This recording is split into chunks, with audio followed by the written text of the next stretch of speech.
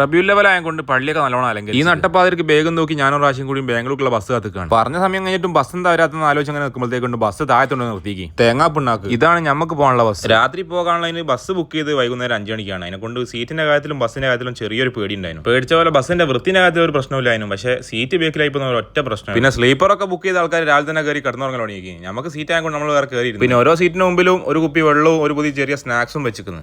ഉറങ്ങുന്ന ആൾക്കാരെ ശല്യപ്പെടുത്താണ്ട് ലേസിന്റെ പാക്കറ്റ് കൊടുക്കാനുള്ള ശ്രമത്തിലാണ് ആശ. ഞങ്ങൾ മുകളോട്ട് അങ്ങനെ കയറി പോയി കൊണ്ടുമ്പോൾ താഴോട്ട് ഇറങ്ങുന്ന എല്ലാ വണ്ടികളും ബ്ലോക്ക് കുടുങ്ങി. വൈകുന്നേരം ഇവിടെ ഒരു 5-8 വണ്ടി കൂട്ടിയിട്ടൊരു ആക്സിഡന്റ് നടന്നിരുന്നു. അതിന്റെ ബാക്കിയായിട്ടുള്ള ബ്ലോക്കാണ് ഈ കാണുന്നത്. ഞാനിങ്ങനെ ഉറങ്ങുമ്പോൾ കിടക്കങ്ങി വീഡിയോ എടുത്തെന്ന് പറഞ്ഞിട്ട് ഉറങ്ങുന്ന ഒരു ഷോട്ട് എടുക്കാനുള്ള ശ്രമത്തിലാണ്. പിന്നെ കുറച്ചു നേരം ശരിക്കും ഉറങ്ങി നീച്ചപ്പോഴത്തേക്കും എവിടെ എത്തിക്കുന്നത് എല്ലാവരും ചായ അടിക്കാൻ വേണ്ടി ഇറങ്ങിപ്പോയി. പക്ഷേ ഇവിടെ നിന്ന് എണീക്കാനുള്ള വണ്ടി കൊണ്ട് നമ്മളായിട്ടും പോയില്ല. ഇവിടെ തന്നെ ഇരുന്നു പുറത്തേക്ക് നോക്കുമ്പോൾ ഏറെക്കുറെ എത്താനായ പോലെ ഒക്കെ തോന്നുന്നുണ്ട്. അങ്ങനെ നമുക്ക് ഇറങ്ങേണ്ടി ബസ് സ്റ്റേഷൻ എത്തിയപ്പോൾ നമ്മൾ ചാടി ഇറങ്ങി. 6 മണിക്ക് ഇവിടെ തന്നെ ബസ് 7 മണി കഴിഞ്ഞ് ഇവിടെ എത്തും. എന്തായാലും അടുത്ത് കണ്ട പള്ളിയിലൊക്കെ ഒന്ന് കയറി മുഖം കഴുകി ഫ്രഷ് ആയി ഇറങ്ങി. ഈ ഒരു നെയ്വടന്റെ വലുപ്പം കണ്ടിട്ടാണ് ഞങ്ങൾ ചായ അടിക്കാൻ ഈ പീടിയ കയറി. ഇഞ്ചിയും കുരുമുളകും അടക്കം സാമ്പാർ പൊടി വരെ കൂട്ടിക്കുന്നു. ചായക്ക് എന്തായാലും നല്ല ടേസ്റ്റ് ഉണ്ട്.